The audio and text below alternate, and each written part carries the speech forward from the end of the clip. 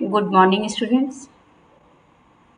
आज हम लोग पढ़ेंगे अब कहाँ दूसरों के दुख से दुखी होने वाले।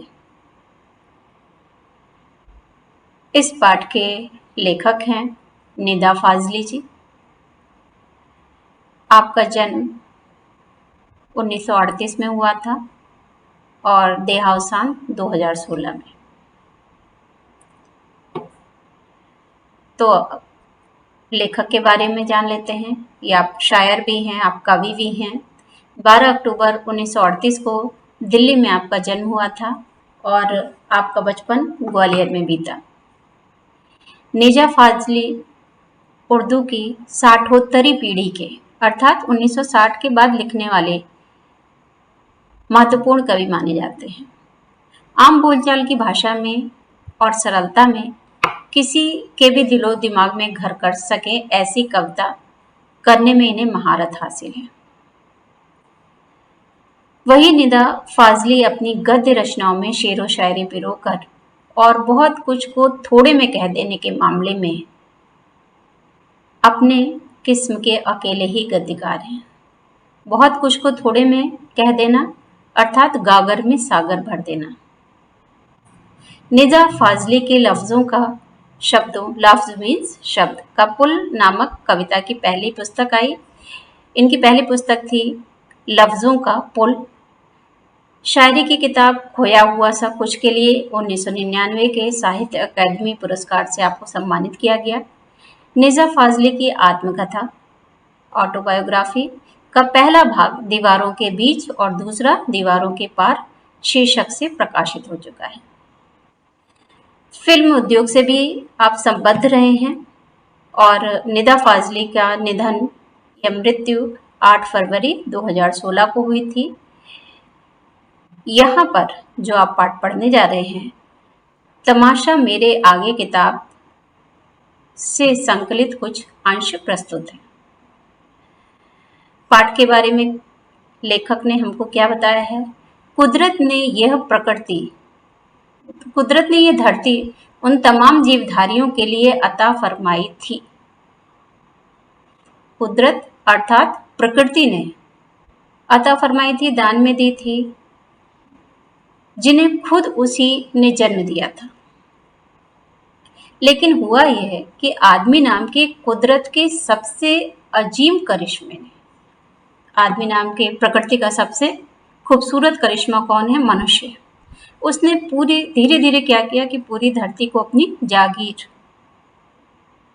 समझ लिया, अपनी संपत्ति समझ लिया और अन्य जीवधारियों को दर बदर कर दिया, अर्थात वो उनको भटका दिया, उनके घरों से अलग दूर कर दिया।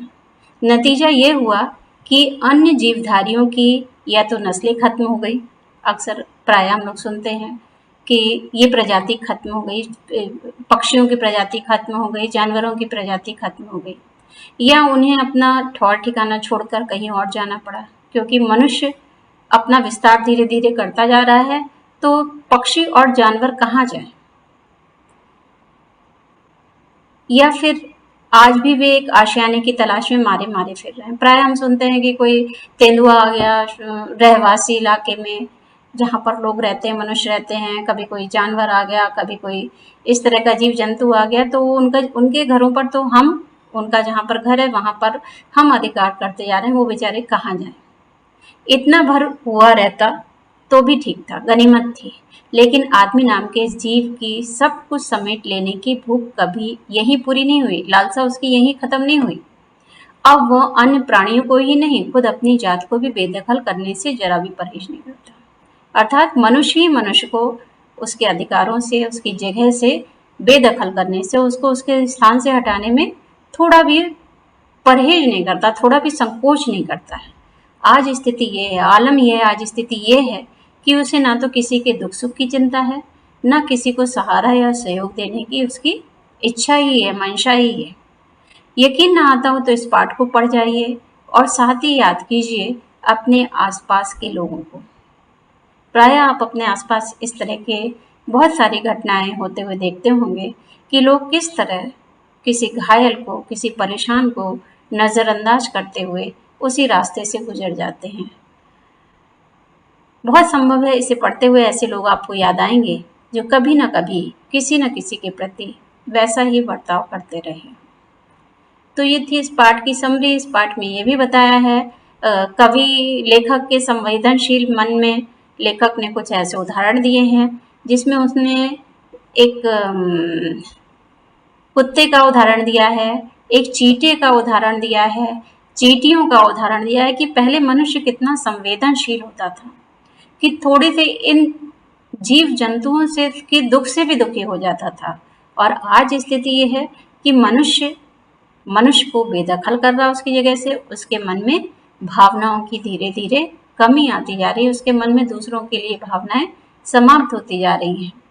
और एक समय ऐसा था कि चींटे चींटियां कुत्ते के बारे में इस चैप्टर में बताया गया है और किस तरह से लोग एक दूसरे के दुख को देख करके दुखी हो जाया करते थे। तो हम पाठ पढ़ेंगे नेक्स्ट वीडियो में कि अब कहाँ दूसरों के दुख से दुखी होने वाले लोग।